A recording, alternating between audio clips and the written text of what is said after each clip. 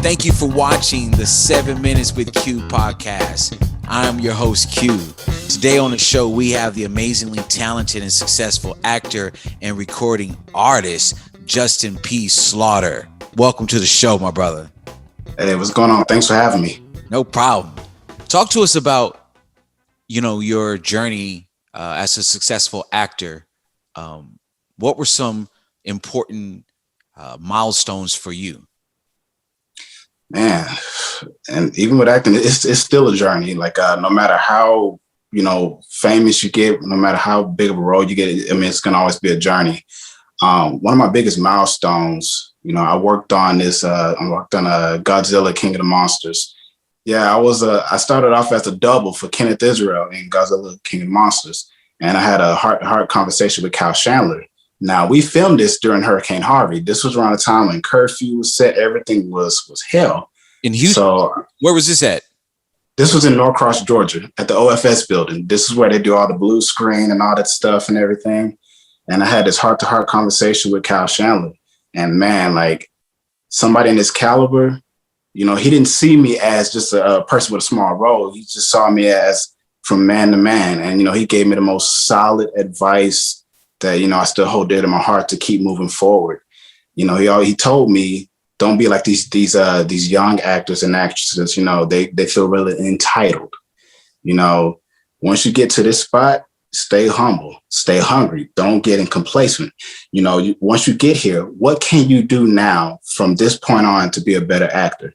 No matter how big you get, you still want to get your acting classes. No matter what kind of agents you have, you still want to make sure that you putting in the most work.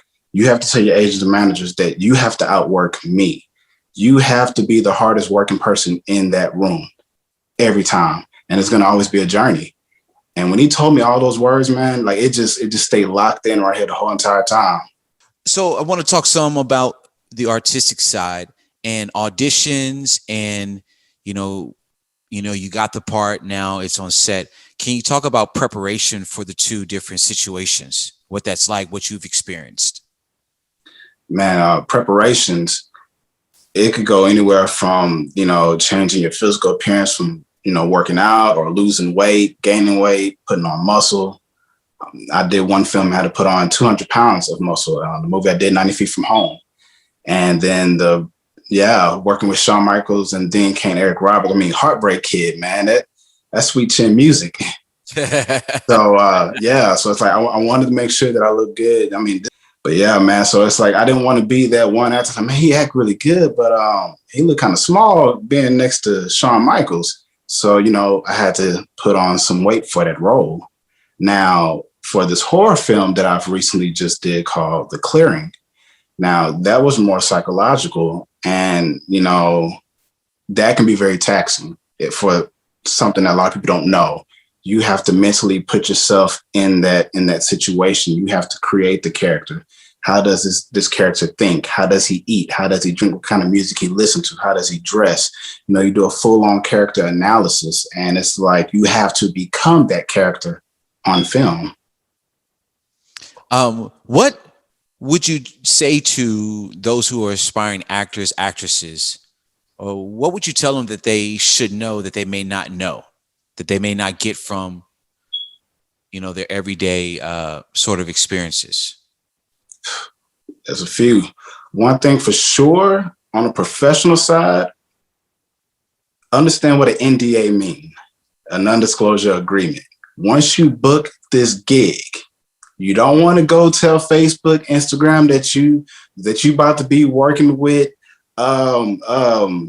Christina Aguilera, or you don't want, that's what the NDA is for. And there's a lot of people who got fired for releasing that type of sensitive information. You have to keep things on a need to know basis, and until you wrap filming, nobody really needs to know. And be on time. If your call time is at 8:30 a.m., be there at 8 o'clock a.m. or 7:30. You want to be there early because nobody likes to wait on somebody when there's time is money.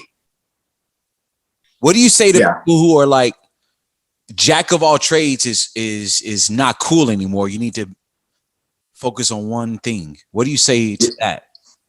Man, honestly, when it comes to like, you know, having somebody tell you this state of one thing, it's kind of like a cliche because, you know, in this day and age with, you know, with work, especially with acting, you don't want to be that person that just do one thing.